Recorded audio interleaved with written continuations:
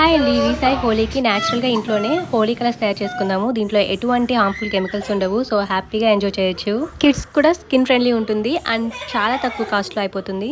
నేనైతే ఈ వీడియోలో 5 న్యాచురల్ కలర్స్ చేశాను. ఇవేంటి చూసేద్దాం. ఫస్ట్ పింక్ కలర్ కోసం బీట్రూట్ యూజ్ చేశాను అండ్ గ్రీన్ కలర్ కోసం పాలకూర అండ్ కొత్తిమీర యూజ్ చేశాను.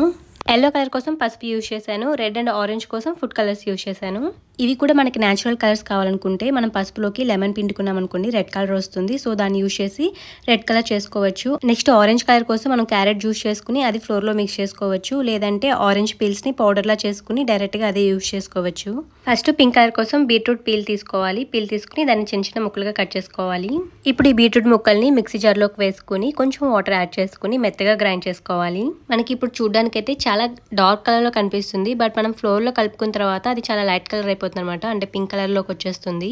ఇప్పుడు ఒక బౌల్ తీసుకుని ఈ పల్ప్ అంతా దాంట్లో ఒక స్ట్రైనర్లో వేసుకుని మనం పిండుకోవాలి.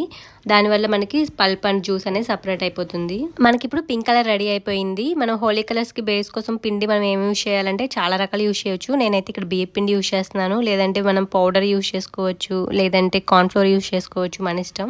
నేనైతే బియ్య పిండి యూజ్ చేస్తున్నాను. మనకి ఇంట్లో ఈజీగా అవైలబుల్గా ఉంటుంది కదా. ఇప్పుడు ఈ పిండిలోకి 3 స్పూన్స్ బీట్రూట్ జ్యూస్ అయితే వేసుకుంటున్నాను. ఇదైతే చక్కగా బ్లెండ్ అయిపోతుంది అనమాట ఈజీగా. సో ఎక్కువ తడి కూడా ఉండదు, మనం తక్కువ జ్యూసే వేసుకుంటున్నాం కనుక. ఇప్పుడు నేను తీసుకున్న పిండి క్వాంటిటీకి అయితే ఒక బీట్రూట్ ఎక్కువ అనమాట, హాఫ్ బీట్రూట్ యూజ్ చేసుకోవచ్చు. చూసారు కదా, చాలా జ్యూస్ మిగిలిపోయింది. ఇప్పుడు చక్కగా బ్లెండ్ చేసుకుని ఎండలో ఎండబెట్టుకుంటే మనకి పింక్ కలర్ రెడీ అయిపోతుంది. నెక్స్ట్ గ్రీన్ కలర్ కోసం కొత్తిమీర పాలకూర తీసుకున్నాను. ఇవైతే కొంచెం డార్క్ కలర్లోకి వస్తుంది కొత్తిమీర కూడా యూజ్ చేస్తే, లేదంటే ఓన్లీ పాలకూరతో అయినా చేసుకోవచ్చు. లేదా మీ దగ్గర వేపాకు అవైలబుల్గా ఉంటే హ్యాపీగా వేపాకు యూజ్ చేయొచ్చు. దానివల్ల కూడా మంచి గ్రీన్ కలర్ వస్తుంది. మనం తీసుకున్న ఆకుల్ని ముక్కలుగా చేసుకుని మిక్సీ జార్లో వేసుకుని కొంచెం వాటర్ యాడ్ చేసుకుని మెత్తగా గ్రైండ్ చేసుకోవాలి. ఇప్పుడు చూడడానికి మనకు చాలా గ్రీన్ కలర్లో ఉంది కదా, బట్ మనం కలిపి ఆరబెట్టిన తర్వాత కొంచెం లైట్ కలర్ అయితే అవుతాయి. సో ఇవి న్యాచురల్ కలర్స్ కనుక మనకి అలానే ఉంటుంది. ఇప్పుడైతే మంచి గ్రీన్ కలర్ లిక్విడ్ అయితే రెడీ అయిపోయింది. ఇప్పుడు హోలీ కలర్ చేసుకోవడానికి బియ్య పిండి తీసుకున్నాను. బియ్య పిండిలోకి 3 స్పూన్స్ గ్రీన్ కలర్ లిక్విడ్ తీసుకున్నాను. యాక్చువల్గా ఇందాక బీట్రూట్ కూడా 3 స్పూన్సే తీసుకున్నాను కదా, సో అందుకని ఇప్పుడు కూడా 3 స్పూన్సే తీసుకున్నాను. ఒకసారి మిక్స్ చేసిన తర్వాత మనకి కలర్ లైట్గా అనిపించినా లేదంటే సరిపోలేదు అనిపించినా కొంచెం యాడ్ చేసుకుందాము. నేనైతే ప్రజెంట్ 3 స్పూన్స్ యాడ్ చేశాను. నాకు కలర్ చాలా లైట్గా అనిపించింది. అగైన్ మళ్ళీ ఒక 2 స్పూన్స్ వరకు యాడ్ చేశాను. పిండిని చాలా బాగా కలుపుకోవాలి, అప్పుడే మంచి కలర్ వస్తుంది. తడి మీద ఉన్నప్పుడు కొంచెం డార్క్ కలర్లో కనిపిస్తుంది, బట్ ఆరిన తర్వాత కొంచెం లైట్ కలర్ అయితే అయిపోతుంది. సో ఇప్పుడు మనకి గ్రీన్ కలర్ కూడా రెడీ అయిపోయింది. నెక్స్ట్ ఎల్లో కలర్ కోసం కొంచెం హాట్ వాటర్ తీసుకోవాలి. దాంట్లోకి పసుపు 1 స్పూన్ వేసుకుని బాగా కలుపుకోవాలి. దీనివల్ల ఏంటంటే హాట్ వాటర్ యూజ్ చేయడం వల్ల చక్కగా బ్లెండ్ అవుతుంది.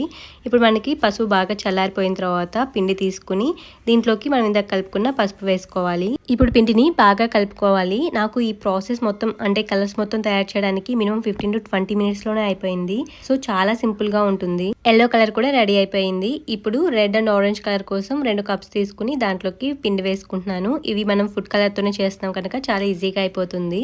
సో ఆరెంజ్ కలర్ తీసుకుంటున్నాను ఫస్ట్. ఇది కొంచెం మనం తీసుకునే క్వాంటిటీని బట్టి కలర్ ఉంటుంది. కొంచెం వాటర్ యాడ్ చేసుకుని పిండిలో కలుపుకున్నామంటే మంచి కలర్ వస్తుంది. మనం వాటర్ యాడ్ చేయకపోతే మనకి కలర్ అంత డార్క్గా రాదు, బట్ కొంచెం వాటర్ ఎక్కువ చేసుకున్నాం అనుకుంటే మనకి మంచి కలర్ అయితే వస్తుంది. సో ఇప్పుడైతే ఫస్ట్ ఆరెంజ్ కలర్ రెడీ చేసేస్తున్నాను. కొంచెం వాటర్ యాడ్ చేయడం వల్ల మనకి ఇలా పొడి పొడిలాడుతూ ఉంది, రెడీ టు యూజ్ అనమాట.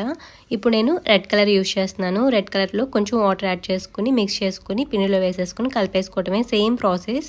ఇలా మనం తక్కువ వాటర్తో యూజ్ చేయడం వల్ల మనకి కలర్ అనేది కొంచెం లైట్గా ఉంటుంది. అదే కొంచెం ఎక్కువ వాటర్ యూజ్ చేసామంటే ఇలా డార్క్ కలర్లోకి వచ్చేస్తుంది. చూసారు కదా, ఇందాక పొడి పొడిలాడుతూ ఉంది, ఇప్పుడు కొంచెం ముద్దగా ఉంది.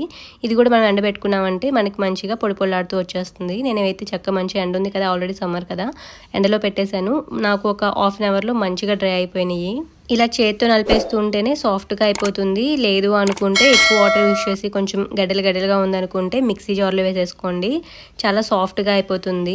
మా పాప అయితే ఈ కలర్స్ చూసి చాలా హ్యాపీ ఫీల్ అయ్యింది. నేను థంబ్నెయిల్ కోసం ఫోటో తీసుకునే ఛాన్స్ కూడా ఇవ్వకుండా చక్కగా వాటితో ఆడేసింది. ఫైనల్గా ఈ వీడియో మీకు నచ్చినట్లయితే ప్లీజ్ తప్పకుండా మన ఛానల్ని సబ్స్క్రైబ్ చేయండి, ఈ వీడియోని లైక్ చేయండి. మీరు ఎవరితో అయితే హోలీ సెలబ్రేట్ చేసుకోవాలనుకుంటున్నారో వాళ్ళకి ఈ వీడియోని తప్పకుండా షేర్ చేయండి. And wishing you all a very happy Holi in advance.